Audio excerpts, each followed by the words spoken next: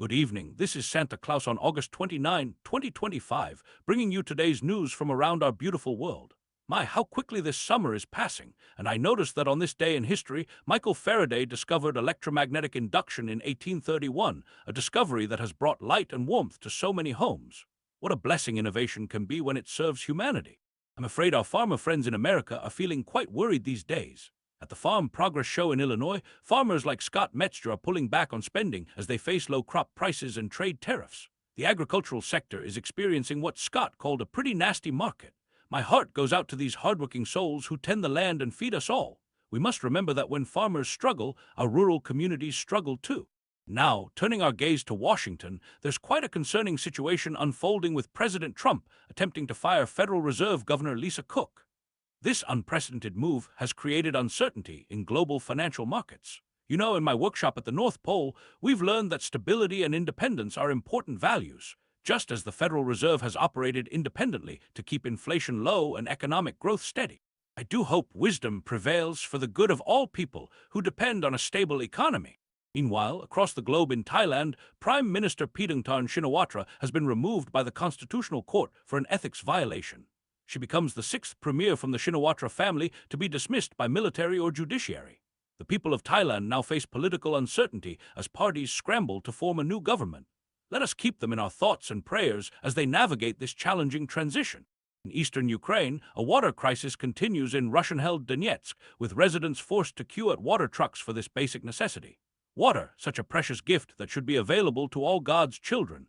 The situation reminds us how conflict often hurts the most vulnerable among us. I pray for peace and for relief to come quickly to these suffering communities. On the trade front, many changes are taking place. As of today, parcels worth under $800 entering the United States have lost their duty-free status almost 2 years earlier than expected. This has caused postal services in over 30 countries to temporarily suspend sending some packages to America.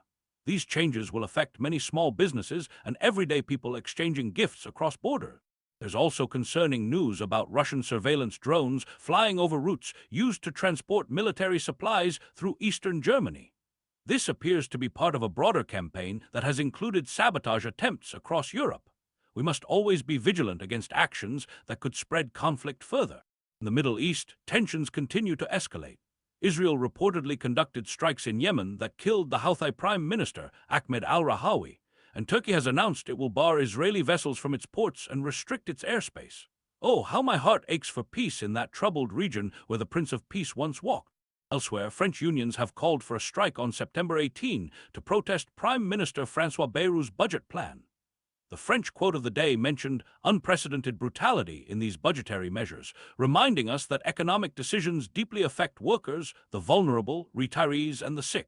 In South Korea, former Prime Minister Han Duck-soo has been indicted for aiding the short-lived imposition of martial law last year, while former First Lady Kim Kyon-hee faces charges of bribery and other allegations. These developments show the importance of accountability in leadership. On a different note, India's Prime Minister Narendra Modi will visit China for the first time in 7 years to attend the Shanghai Cooperation Organization Summit. This warming relationship between these neighboring nations comes amid global trade tensions. Sometimes, external challenges can bring former rivals together in unexpected ways. In South America, Argentina's government has tightened foreign currency restrictions at commercial lenders to support the peso and ease inflation. And in Guyana, voters head to the polls on Monday to elect a government, with opposition candidates promising to renegotiate oil contracts to secure a bigger share of the nation's growing oil wealth for its people. Finally, we've learned that an oil deal between China and Afghanistan's Taliban government has collapsed, despite earlier hopes it would bring investment to that struggling nation. As I look at all these events around our world, I'm reminded that though challenges abound, so too does the opportunity for kindness, wisdom, and generosity. Whether facing economic hardship, political turmoil, or the effects of conflict, we must never forget to care for one another.